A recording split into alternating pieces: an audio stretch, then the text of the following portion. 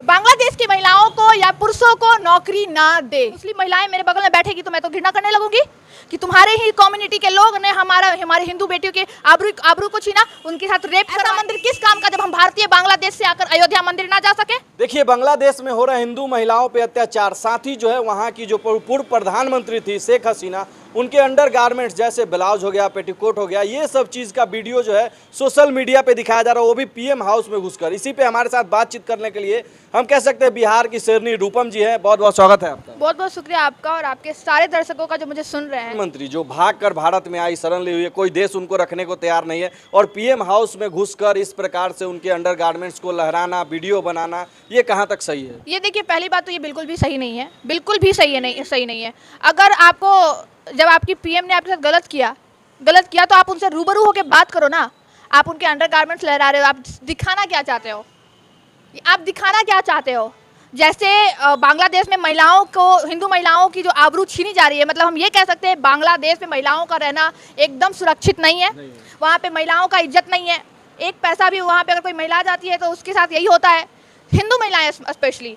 जब आप खुद के पीएम के अंडर गारमेंट्स को लहरा रहे हो तो आप हिंदू महिलाओं की क्या रक्षा करोगे? मतलब वहाँ हिंदू महिलाएं अपना खुद का कब्र खोदने गई थी, या जो रह रही थी या जो रह रहे हैं परिवार वहाँ अपनी बहू बेटियों को लेकर, समझिए वो अपना मौत का कब्र जो है ना खुद खोल के वहाँ पे बैठे हुए हैं। अच्छा, इस प्रकार से लहराना, अपने पीएम का जो कपड़ा को दिखाना, और जो है वो भी बताना कि वो स्टूडेंट है, मतलब इतने सारे स्टूडेंट हैं, पढ़े लिखे लोग हैं, बताया जा रहा है, तो बहुत सारे लोग उनका तारीफ भी कर रहे हैं कि स्टूडेंट है, आंदोलन में जो है इस प्रकार से कर रहे हैं।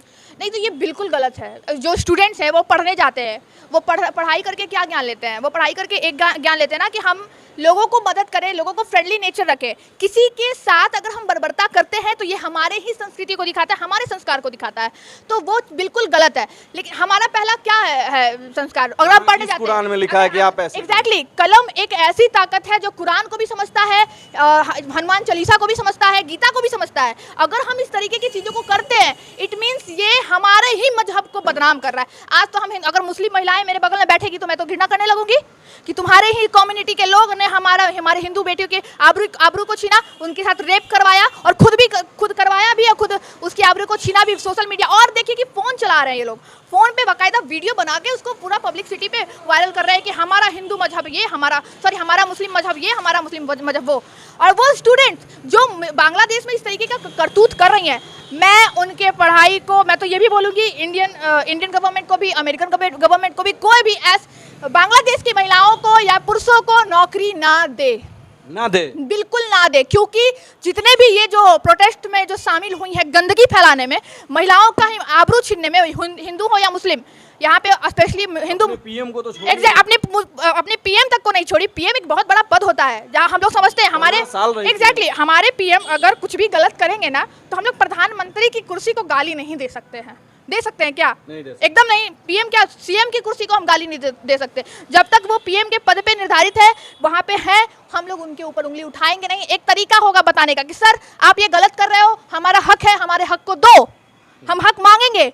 ये नहीं कि हम उस कुर्सी को गाली देंगे, उसके अंडरगार्म्स को लहराएंगे, या ऐसा कुछ हम नहीं करेंगे। और अगर वहाँ की महिलाएं, वहाँ की स्टूडेंट्स ऐसा ये चीज़ कर रही है तो मैं स्ट्रिक्ट एक्शन बोलूँगी बिहार गवर्नमेंट को लेने, इंडियन गवर्नमेंट, उसका सामान लूट लेना, ये बिल्कुल गलत है, बिल्कुल गलत। बांग्लादेश की महिलाएं अगर मान लीजिए मेरे लॉ फॉर्म में आए या मेरे पास आए कि हमारे को जॉब दे दो, मैं कतई जॉब नहीं दूँ। अगर दूँ भी ना तो मैं तो खूब टॉर्चर करूँ, हाँ एकदम।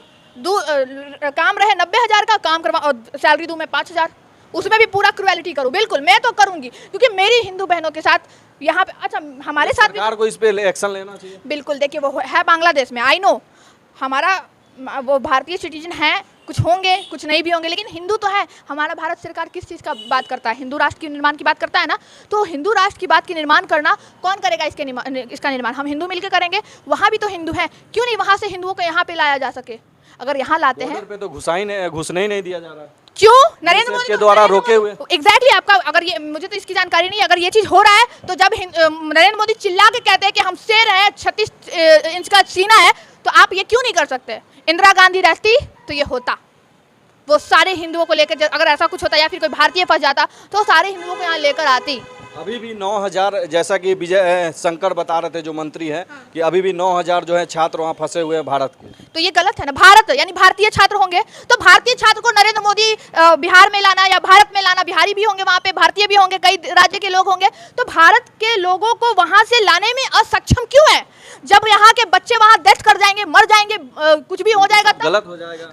हो ही रहा होगा, रेप हो रहा होगा। मैं भी क्या बोली, मैं लॉ स्टूडेंट हूँ, हो सकता है मैं वहाँ पढ़ने जाती, अगर मेरे साथ कुछ होता तो भारत सरकार क्या करती, हाथ पे हाथ धर के बैठी रहती है और कहती है हम नम मंदिर का निर्माण कर रहे हैं। ऐसा मंदिर किस काम का, जब हम भारतीय बांग्लादेश से आकर अयोध्या मंदिर ना जा सके? हमको इसका जवाब दीजिए, क्या ऐसा कोई मंदिर काम का है?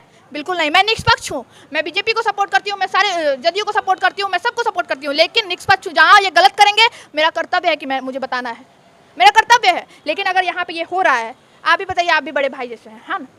मान लीजिए मैं आपकी बहन हूँ, अगर मेरे साथ कुछ होता कि हाँ रूपम है वहाँ गई है, देखो उसके साथ ऐसा हो गया, क्या आपके मन में आक्रोश नहीं आता? बिल्कुल, सारे लोगों के मन में आक्रोश आता। और मैं छोड़िए, मेरा बात हटाइए, वहाँ जो हिंदू महिलाएं हैं वो भी तो हमारी बहनें हैं ना। खून का रिश्ता ना सही हमारे कम्युनिटी से तो है, लेकिन हमारा कम्युनिटी क्या कहता है, हिंदू मुस्लिम सारे जो है भाई भाई हैं, कोई दिक्कत नहीं है। आइए ना, आपके ईद में हम भी आपसे गले लगेंगे, आइए ना दुर्गा पूजा में हम भी आपको बिठा के आपकी बेटियों को कन्या जो होता है कन्या भोजन में उसमें खिलाएंगे। हम लोग करते हैं ना ऐसा, हम लोग के दिल में तो दरिंदे कहाँ के हैं जो इस प्रकार से कर रहे हैं, कहते हैं कि हम मुस्लिम हैं, मजहबी हैं? देखिए, पहला बात तो मैं ये कहूँगी कि जो शेख हसीना है, 15 साल किसी को भी अगर आप कुर्सी पे इस तरीके से बैठा रहे और उससे सरकार ना संभले, तो मैं तो यही कहती हूँ कि 10 हमारे नीतीश कुमार भी तो हैं, कितना कंट्रोल है उनमें, कंट्रोल है ना। पूरे बिहार की गुंडई को सुधारने वाले नीतीश कुमार, उनसे एक बांग्लादेश नहीं संभल रहा है। हाँ, मैं तो कहती हूँ हमारे मुख्यमंत्री को देख दीजिए, 1 साल में सुधार देंगे। बिल्कुल, आप देखिए ना बिहार कितना गुंडा राज था, कितना ज़्यादा यहाँ पे क्रूरता होती थी, क्राइम होता था। आज किसी को हिम्मत है कि 2 बजे रात? बलात्कारियों को क्या कहेंगे जो हिंदू महिलाओं पे अत्याचार कर रही है, उनको उनके कपड़े को लहरा रही है, उनके कपड़े को? यही कहूँगी, आज तुम हो तो कल हम भी तुम्हारे साथ वही करेंगे।